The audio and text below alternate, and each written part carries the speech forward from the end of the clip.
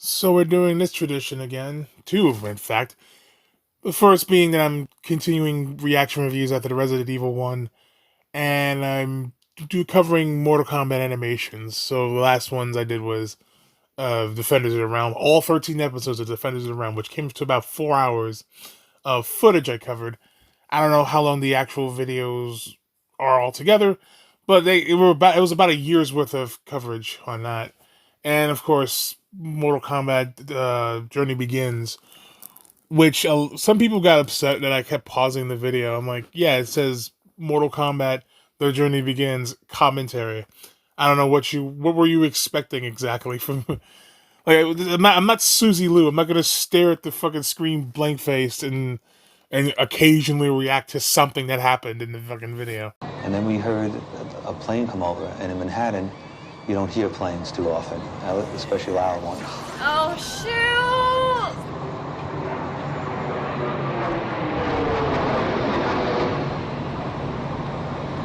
Oh! Holy shit! What? I'm not doing that. But I won't be doing that here either, because I'm going to talk about the movie Mortal Kombat Legends Scorpion's Revenge, a movie that I thought was pretty good when I first saw it. It's not as great as I originally thought, but I will cover, again, like the Resident Evil 1 from a fan perspective and from a writing perspective, I guess, and quality perspective. Movie's not that bad, so we'll check it out anyway. Anyway, Mortal Kombat Legends Scorpion's Revenge. Right out the gate, I love this little intro here with the Daffy Duck thing. It was a little annoying after a while, but then I was like waiting for something to happen. Like, is this something gonna happen here? And Scorpion just snatches him up and kills him. Like, presumably kills him. So I will give credit to this movie for that. That is actually a very funny little intro. See the Scorpion? No matter how many enemies, it continues on. It is strong, yes. It is fast. But do you know why the Scorpion is feared? Its will. Nice bit of foreshadowing for when Scorpion fights Lin Kuei in about another 2 minutes. Learn to be strong, here and here. Promise me you'll remember that. I will, Papa. I will, Papa, for my next 5 minutes of life. Hold on. Don't ask me why, but for some reason, something about the way that kid latched on the Scorpion's back reminds me of Atreus in God of War, the recent God of War game. Where, like, if you're far enough away from Atreus and you're climbing on something, Atreus goes, shoot, it just, like, latches onto your back. I was like, what the fuck? I never thought I'd see one, and now I did. Oh, so cool, son. Still don't understand. Like a spider monkey. It's just so funny to me. That animation. It's funny here too, but it's even funnier in the God of War game. I do like this little thing with his son. We get a little more backstory with him and his son. Not his wife. His wife will be dead when we first meet her. This is unlike Mortal Kombat Legacy, where Mortal Kombat Legacy we get time with the whole family. We see his relationship with his son, relationship with his wife. We get more development with them. And so it kind of hurts even more when they die, when they actually do die. It's like, oh, that sucks. The whole family and clan thing wasn't a thing until Mortal Kombat Mythologies and MK4, and the whole family thing, him and his wife and son being murdered, wasn't a thing until MK9, and I might be wrong about that. But I do remember his ending stated that he found his wife and son were alive and they were living together. He couldn't be with them because he's a specter and all that stuff, so he was forced to roam the earth as the Scorpion. And I think the Legacy handles it a little better. It's kind of hard to compare the two because Legacy is like a mythology series, anthology series. This is more of a 20-hour and 20-minute animated film, so they can't spend too much time on this shit. So even though they should, it's called Scorpion's Revenge. His name is in the fucking title, so you'd assume he's had some bigger role in this movie than that. He does, kinda. He does help in, the Earthrealm winning the Mortal Kombat tournament. But you'd expect it. I feel like the Legacy handled it better. The 95 movie handled it very poorly. At least Scorpion's backstory. Sub-Zero they handled, I guess, marginally better, because at least Sub-Zero was actually in the fucking movie. whereas he wasn't in the movie for more than fucking 5 seconds, like in this one. But the '95 movie handles the tournament a little better. This one doesn't so much. It's just fights, and then eventually there's no tournament bracket. That's always been an issue with me in Mortal Kombat movies. There's never been a tournament bracket. Like, this is a tournament, right? Where people fight to in advance in the tournament. So why isn't Sonya Blade fighting Liu Kang and Johnny Cage or whatever? You know, it's like, I don't know. But either way, I do like that they gave more story to Scorpion. I do like that they gave more of a development with them, a little bit of development with them, so that when Satoshi inevitably gets killed, it actually hurts more. When it's like, oh man, that sucks, you know. Again, I wish Paul Anderson had did a little more with this in the '95 movie. I mean, Scorpion and Sub-Zero, even before MK4 and MK9 or MK Mythologies, had a rich history before those games even were released, and they kind of retconned certain things. So they had a rich history already. So why dumb it down to, well, they're just goons for Shang Tsung? Like, that seems kind of lazy. I guess there's a time thing, but again, this is an hour and 20-minute movie, and the '95 movie was an hour and 40 minutes. So I don't see how they couldn't have fit. How they couldn't.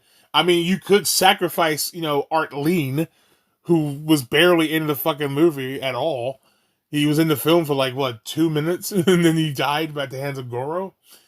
So you could have sacrificed that at least.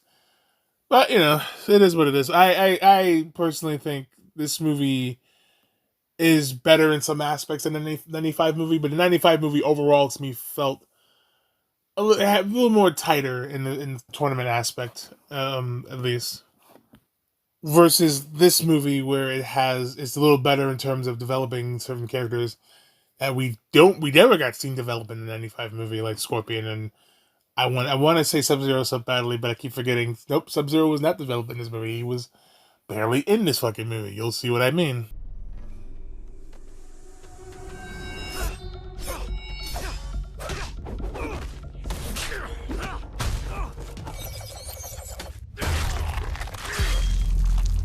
And there's your first bit of gore there. It's the first Mortal Kombat movie that had gore in it. The first two Mortal Kombat movies, the '95 movie and Annihilation, didn't have any gore. Kinda, I guess. I don't know. It was very PG-13 though. It was a PG-13 movie.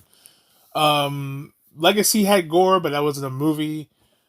And I guess also Rebirth had gore, but again, that was not a movie. In fact, that was a short film. In fact, I'm trying to think of. Well, Defenders of the Realm obviously couldn't have gore because that was a Saturday morning kids show, and not Conquest. Conquest didn't have gore anyway. Also, but I was thinking of The Journey Begins. Also didn't have gore, but again, that was based on that was a promotional thing for the 1995 movie, so they couldn't be too gory anyway. Hence Scorpion using his spear to wrap around Sonya's waist rather than impale her with it. Which is so funny because the exact opposite happens in this movie. So, not to Sonya, of course, but in general, when he uses that spear attack, it does go through bodies. And I think that's it. I mean, there's nothing else live action wise for Mortal, film wise. There is the new movie that's coming out next year, I think, that might most likely have a rated R rating and most likely have violence. But I'm afraid that movie will fall the way of Hellboy 2019, where they focus more on being violent and gory and being more R-rated than actually telling a good story. So much so to the point where the Hellboy 2019 movie had a whole ass trailer just talking about the gore. Like, it's gonna have lots of blood and violence and gore. It's like, yeah, that didn't make up for the shit movie I had to watch, Like, imagine a PG-13 movie, two PG-13 movies, in fact, that were made by Guillermo del Toro being fucking masterpieces compared to Hellboy 2019. Like, Jesus Christ. And I feel like this new Mortal Kombat movie is going to do that. It's going to be like, oh, look at all the gore we got in this movie. And they're going to just, oh, yeah, look, someone's getting their spine ripped out their asshole. What? What about story? Oh, yeah, there's some story about gods and demons and other realms and shit. But yeah, look at this. Somebody got their fucking colon pulled out of their mouth or some shit. Like, no one cares, The whole reason that the gore should be a byproduct of the story being told. You know, it's to be a byproduct of the story of this tournament and this winning this tournament and these other realms and these characters. It should not be the main focus, and that was the failing of Hellboy. That will probably be the failing of this new Mortal Kombat movie coming out. This movie does focus on violence quite a bit, but at least it tells us a decent enough story where it's like, okay, they didn't completely fuck this up by just focusing more on the gore and shit. So that's fine. Uh, so I do appreciate them doing gore in this movie and not completely focusing on it. I mean, there is issues relating to gore, not the gore itself, just how they represent or present the gore in it. We'll get to that in a bit, I think in about another few seconds, and we'll see the first issue I have with it.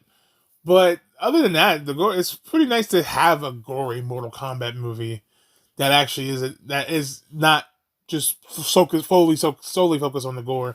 I mean, the trailer did say it would be a bloody gore and bloody good time and all that, but it's not like they didn't. The whole trailer wasn't just hey gore, you know. It's like again, like Hellboy 2019 did that shit, and it was just fucking stupid and it was just showed that they only cared more about the violence and over the story.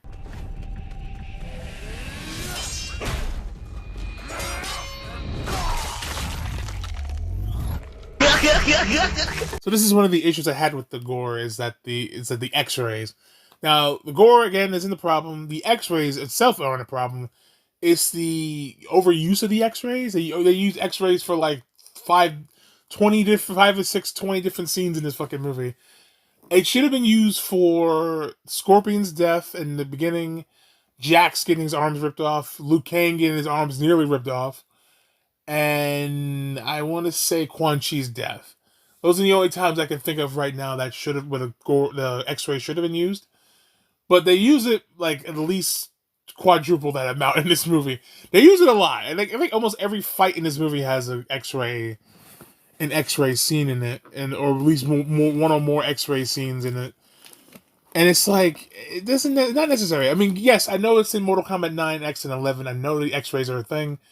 But it's the overuse of the X-rays that I have an issue with, not the X-rays themselves. Like if use it sparingly, and it's fine for me. Use it a fuckload of times. Use it in like I think I can't even count. I think I'll counter these. So this is number one. The guy getting his fucking shit. First of all, holy fuck, the guy got his fucking jaw stabbed and his eyeball popped out of his head. I don't even know if that's even possible, but I don't think since we've seen Jax turn into a giant and Quan Chi stretching someone's neck out like looking like they have fucking Viagra in their neck, have I seen such a goofy ass looking fatality. But or fate, well, whatever it is, whatever you want to call it. But never since I've seen that goofy ass death in Mortal Kombat like that since those two things. And it's ridiculous. But it's funny too. It's not so ridiculous that it breaks the movie. It's just so funny to me. The guy's eyeballs just go just like pop out of his head. You know, as he gets stabbed in the jaw. Like, how the fuck does that happen to you? That's embarrassing.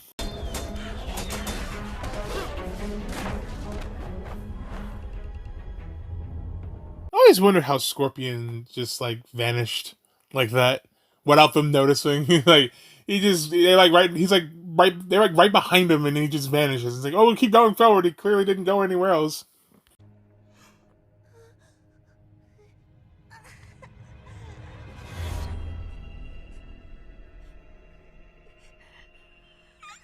This is a nice little brutal moment here where it's like just see Satoshi, this young child, seeing all this death and then this murder around him. All his people he's known in this clan or in this village or whatever just die. It's just dead. They're all dead. And that one shot of the fucking mother holding her baby, and I think if you look at it, I think she did get her and the baby got impaled. It's really brutal. Like fucking hell. It makes me wonder what kind of assholes the Lin Kuei were that they were okay with doing this. Like,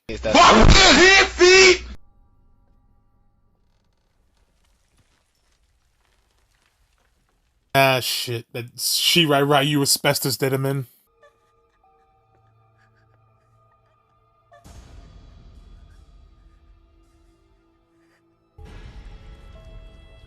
So I know this particular Mortal Kombat movie takes place in the present day, which is strange because Mortal Kombat in the games take place in the 90s.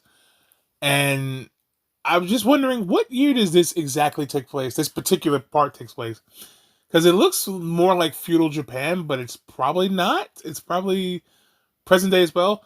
That gold ring on Harumi's finger kind of shows me like, oh, is this actually in the present day or is this in the past? I mean, how far into the past is this? I don't know because I don't know if the gold ring was a thing in feudal Japan. I don't know. I don't know Japanese culture like that. So I'm just sitting here watching this entire sequence, just like, What year is it?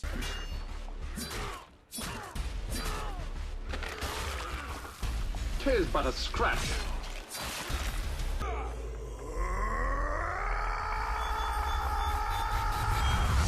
got some real like Gendy Tarkovsky vibes from that. Some Samurai Jack vibes from that animation bit just now. I mean, or maybe not. I don't know. It just gave me that impression, that vibe, that Samurai Jack vibe from that. But the animation, I know it's unfair for me to compare this to Defenders of the Realm and Journey Begins, but I will do so anyway because fuck those two things. And granted, I love those two things. I love Journey Begins and the Defenders of the Realm. I love you might have heard of both of all those commentaries I did. I love the goofy ass faces. Oh! Oh! Oh shit! Sonya, why the long face?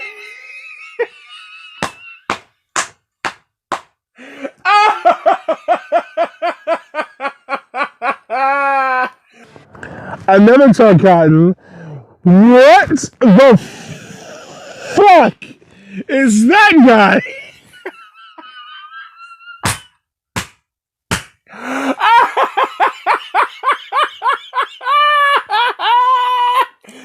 Oh shit! And what?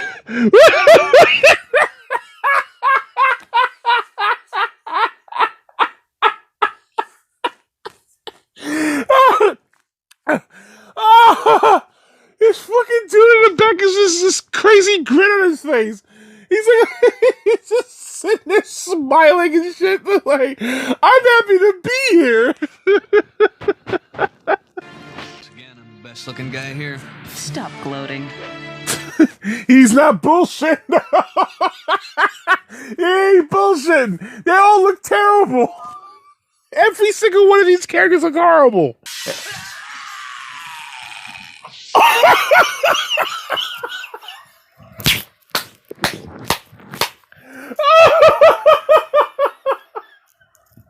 What the fuck? What the fuck was that?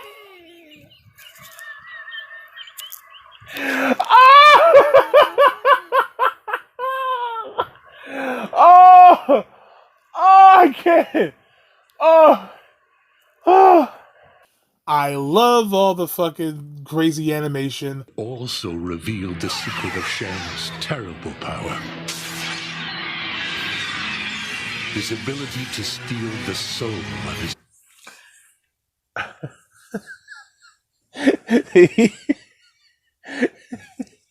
he fucking... he stole his fucking textures.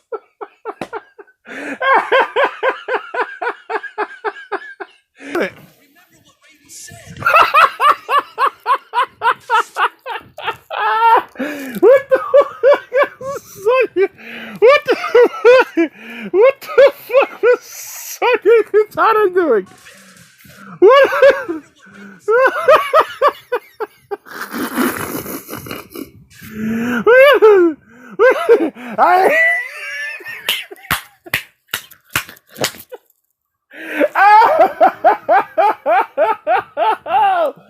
Oh, I can't breathe.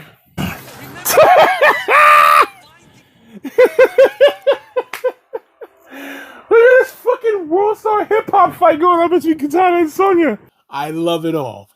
But on an objective level, this is far better than both of those. if I were to rank them all, I would say this Mortal Kombat Legends Scorpion's Revenge, episode 12 of Defenders of the Realm, the rest of Defenders of the Realm, and then The Journey Begins. I might have said something different before this movie came out, but Journey Begins is just bad on the fact that it has not only bad 2D animation, it has bad 3D animation, and that's even worse. And in episode 12 of Defenders of the Realm, the animation was beautiful on that one. Um, not the greatest thing ever, but compared to the last 12 episodes I saw of that show, that was fucking masterful. Animation wise anyway. This though is just excellent in animation here. It makes me want to see more of this shit, more Mortal Kombat done in this style. I don't know if we'll get that. I don't even know if we'll get a sequel because there was some bullshit about WB Games and the IP being sold off to Sony or something. I'm like, what the fuck? So I don't know. We will see what happens, and but at the moment, I think that Mortal Kombat Legends Scorpion's Revenge is far superior to Defenders of the Realm and The Journey Begins. Again, it's not saying much. I mean, fucking hell, but it's just pretty obvious when you see this movie versus those other two.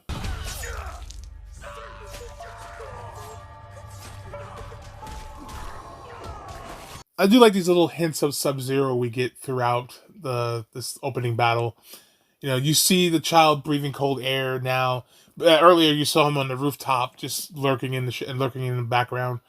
So it's like he's getting closer and closer to Scorpion and his son, and you just know it's not going to end well. Got a real Last Jedi vibe from that. When Rey kicks like one guy and 5 people fall over, so some shit. I'm just like, really? I don't know. This movie's better than Last Jedi, obviously. I'm just saying, like that was just the vibe I got with Scorpion picking up 3 people with picking up 3 people at the same time. Like, what the fuck?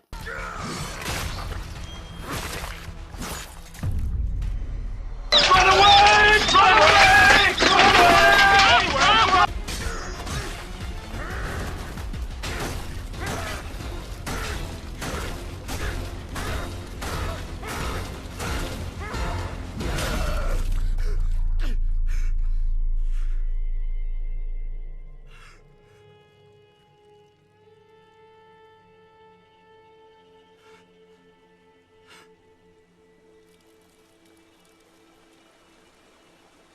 Number one, that guy is straight up Alpo right now. That is fucking dog meat right there. Number two, I love that he's in such a blind fury of Scorpion. I should call him Hanzo, but I'll call him Scorpion anyway. But I love that he's in such a blind fury that he killed all these people and he ended up outside. He was indoors when he killed these people, and he ended up outdoors at the end of his blind fury. Like, holy shit. He's even looking around like, oh, I'm here now? What the fuck happened? It's like, it really shows you how dangerous Scorpion can be when he's really pissed off. Like, he's not someone to fuck with at all. And it makes you wonder, like, why would Quan Chi fuck with such a person like this? Did he think this would go well if he fucked with a guy this fucking brutal? Enough!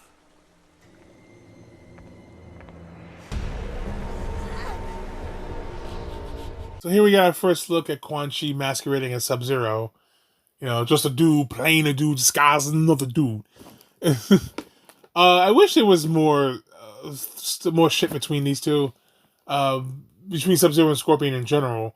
But I wish there was at least a bit of a fight between Scorpion and Sub-Zero, Quan Chi's Zero, I guess you can call him.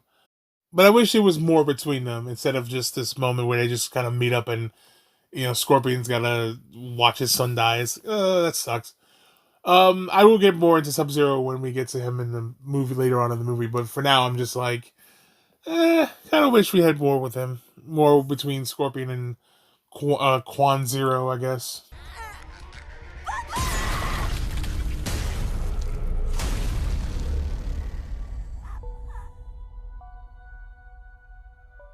Satoshi!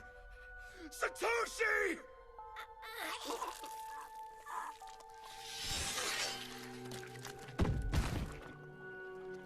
By the way, that actress is Grey Delisle, or Grey Griffin. I don't know what she calls herself now, playing the voice of Satoshi. Secondly, that is pretty brutal to show a child being murdered on screen. You know, getting a ice shard through the neck, and he's coughing up blood, and it's like Scorpion's forced to watch the whole thing. It's like, oh man, that sucks ass. You know, but yeah, that's the death of his family. This is something we never really see before, because in the other iterations of Mortal Kombat, MK9 and presumably MK Mythologies, again Mythologies, he doesn't see the death of his wife and son. In fact, again, I don't think his wife and son are dead in the original timeline. But in 9, he doesn't even see his wife die, his wife and son die, and he doesn't see his wife and son die in Legacy. It's just he just shows up and they're already dead. Here he actually sees his son being brutally murdered in front of him. You know, so and it sucks. It really adds to the pain and misery of Scorpion. Because even before MK9 and Mythologies and 4, Scorpion has a pretty tragic backstory. You know, he's a pretty tragic character, and I'm glad they're giving him more of a spotlight in this movie. But I just would like to see a whole movie about the history of Scorpion and Sub-Zero, both Bi-Han and Kuai Liang. But maybe we'll get some Kuai Liang Scorpion stuff in the sequel, assuming there will be a sequel. Satoshi! That is such a Quan Chi thing to do, to flick the blood off his hand. Like, Jesus Christ. I mean, I wish this Quan Chi was a little more like the one that was in Mortal Kombat Conquest. Like that one scene where he is disguised as Zero, and he morphs into himself, and he's like,